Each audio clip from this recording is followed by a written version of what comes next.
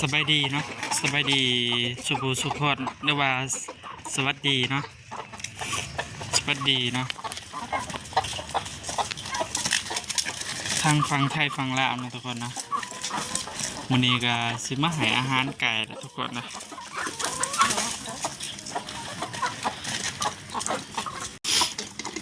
วันนี้เราก็มาให้อาหารไก่คือเก่าแหละทุกคนเนาะ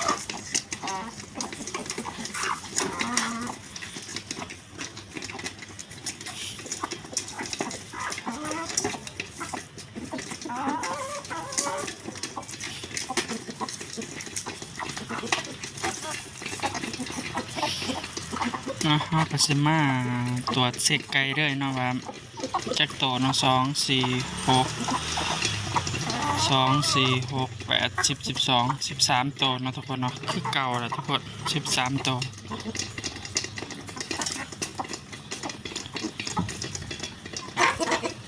13คือเก่าเนาะทุกคนเนาะจนมาถึงแล้วเนาะกินแบบนี่แหละทุกคนเนี่ยจะกินนะจังแสบพันวะเข้านี่แหละเนาะให้เป็นหยาดกินจังแสบ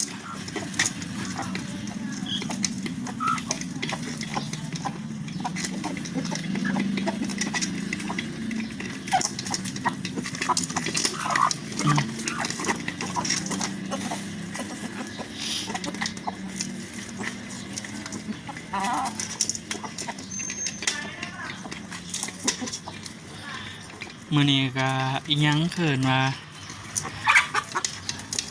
มื้อนี้ก็บ่ฮู้ว่าวิดหัวที่แท้มันอีหยังแผ่นดินไหวบ่ทุกคนเนาะมื้อนี้แผ่นดินไหวว่าซั่นประมาณบ่ายโมงกว่าๆเนาะทุกคนเนาะบ่ายโมงน้อยๆเอ้าอยู่ซื่อเอ้าคิดว่าเป็นอีหยังตัวเองเป็นลมบ่แถวเนี่ยกะหูซึกไหลกันเนาะแถวกรุงเทพเนาะที่ว่าเขาเลี้ยงไก่เนี่ยเขาบริอยู่ต่างจังหวัดได้ทุกคนเขาอยู่แถวกรุงเทพแต่ว่ามันมีเนื้อที่น้อยๆนะทุกคนเนาะมันมีเนื้อที่น้อยๆพอให้เลี้ยงได้เนาะมองปกติเขาสิเอาไว้เฮ็ดสวนดอกบองดอกไม้เลยเนาะเขาก็เลยบ่ปลูกดอกไม้เลี้ยงไก่ใส่เลยเนาะเข้าไว้ปลูกหมักไม้ให้คนงานกินนี่แหละทุกคนเลยหมักยุ่มหมักม่วงเนี่ยเนาะแล้วก็เป็นของใส่กับเขาก็คือต้นมะกรูดเนาะ2-3ต้นหมักยุ่มเพื่อพนักงานอยากกินสมย่ามบายๆสิเป็นสนัดสนีแต่ทุกคนยุ่มกดแล้วมือได้มือหนึ่งสิถ่ายเนาะถ่ายลงก็ได้ว่ามาเลี้ยงไก่นะที่จริงเขาอยู่ในกรุงเทพนี่แหละทุกคนนะ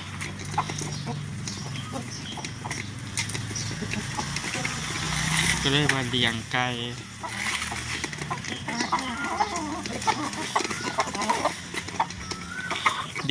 แล้วก็ลองมาเห็ดคลิปเบิ้งนะทุกคนนะกะสิประสมความสำเร็จบ่บังเอิญเห็นคนเห็ดมีคนเขาเบิ้ง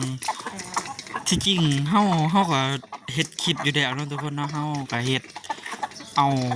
ตัวตนเฮาเองเนี่ยลงกับบ่มีคนติดตามเลยทุกคนนะ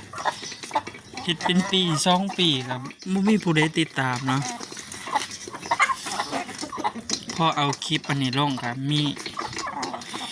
ผู้ติดตาม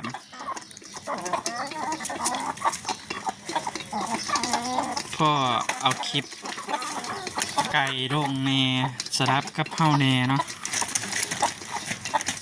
เปลี่ยนพันกันก็ได้ว่ามีผู้ติดตามถึงหลักหมื่นเนี่ยแหละทุกคน ก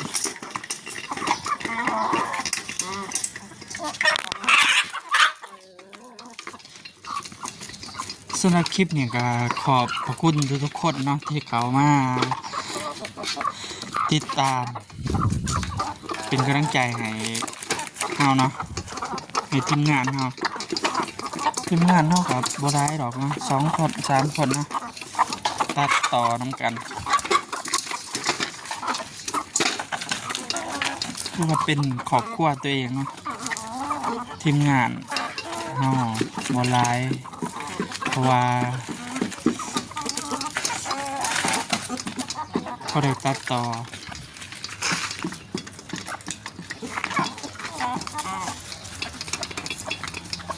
ส่วนใหญ่ก็เป็นเฮาเองแน่นะทุกคนนะ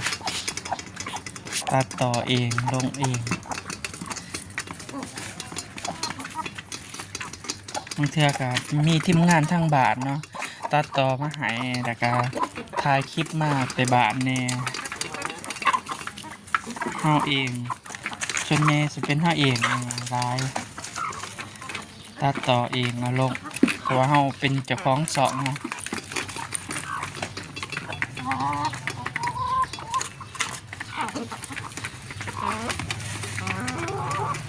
เราสร้างมาเอง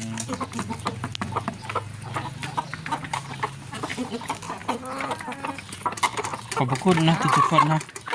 ที่ขอมาให้กำลังใจกันบ่ฮู้ว่าสิขอบคุณจังไดบ่ว่าสิฮู้ว่าสิตอบแทนแบบใดเนาะทุกคนเนาะเฮาก็บ่ฮู้ว่าสิ